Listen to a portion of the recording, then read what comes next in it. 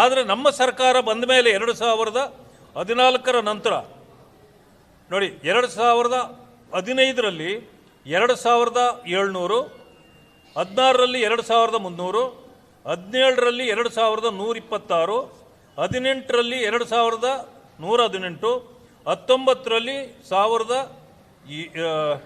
20ರಲ್ಲಿ 1431, ಹೀಗೆ ಈಗ 1000 ಅಥವಾ 1500 ಒಳಗಡೆ ಇನ್ಸಿಡೆಂಟ್ಗಳು ನಡೆದಿದ್ವು.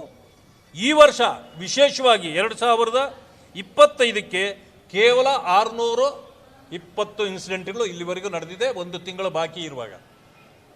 ಅಂದರೆ ಯಾವ ರೀತಿ ಭಯೋತ್ಪಾದನೆಯನ್ನು ನಿಗ್ರಹ ಮಾಡಲಾಗಿದೆ ಅಂತಕ್ಕಂಥದ್ದು ಯಾರಿಗೆ ಆದರೂ ಅರ್ಥ ಆಗುತ್ತೆ. ಆದರೆ ಕೆಲವರು ದೇಶದ ಪರವಾಗಿ ನಿಲ್ಲುವ ಬದಲು ಭಯೋತ್ಪಾದಕರ ಜೊತೆಯಲ್ಲೇ ನಿಲ್ತಕ್ಕಂಥ ತೀರ್ಮಾನವನ್ನು ಕಾಂಗ್ರೆಸ್ನ ಕೆಲವು ನಾಯಕರುಗಳು ಮಾಡ್ತಿದ್ದಾರೆ.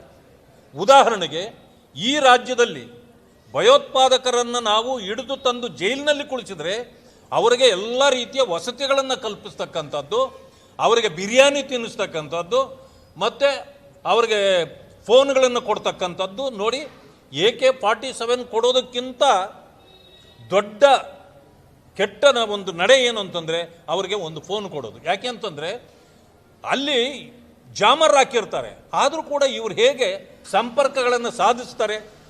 ಇದನ್ನು ನಾವು ಪ್ರಶ್ನೆ ಮಾಡಬೇಕಾಗುತ್ತೆ. ಕಾಂಗ್ರೆಸ್ಸು ಕೆಲವರನ್ನೇ ಓಲೈಕೆ ಮಾಡುವ ಕಾರಣ ಇವತ್ತು ದೇಶದಲ್ಲಿ ಈ ರೀತಿಯ ವಿದ್ರಾವಕ ಕೃತ್ಯಗಳು ನಡೀತಾ ಇದೆ. ಇಂತಹ ವಿದ್ರಾವಕ ಕೃತ್ಯಗಳನ್ನು ನಾವು ಖಂಡಿಸ್ತೇವೆ. ಪ್ರಧಾನಮಂತ್ರಿಗಳು ಅಥವಾ ನಮ್ಮ ಗೃಹ ಸಚಿವರು ಎಲ್ಲರೂ ಕೂಡ ಇವತ್ತಿನ ದಿವಸ ಚಿಂತಿತರಾಗಿದ್ದಾರೆ. ಇದಕ್ಕೆ ಸರಿಯಾದ ಉತ್ತರವನ್ನೇ ನಾವು ಕೊಡ್ತೇವೆ ಅಂತಕ್ಕಂಥ ಮಾತುಗಳನ್ನು ಕೂಡ ಇವತ್ತು ಹೇಳಿದ್ದಾರೆ. ಏನು ಸಿಂಧೂರ ಮಾಡಿದುವೋ ಅದೇ ರೀತಿಯ ಉತ್ತರವನ್ನು ಇದರಲ್ಲೂ ನಾವು ಕೊಟ್ಟೇ ಕೊಡ್ತೇವೆ. ಇದರ ಹಿಂದೆ ಯಾರೇ ಇದ್ದರೂ ಕೂಡ ಅವರನ್ನು ಬಿಡುವ ಪ್ರಶ್ನೆ ಇಲ್ಲ.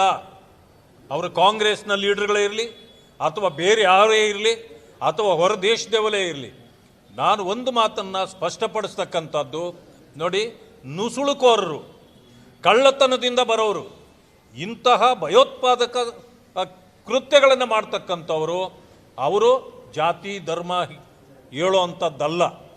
ಅವರು ಅದನ್ನು ಮೀರಿ ಇಂತಹ ಕೆಟ್ಟತನವನ್ನು ಪ್ರದರ್ಶನ ಮಾಡ್ತಾರೆ.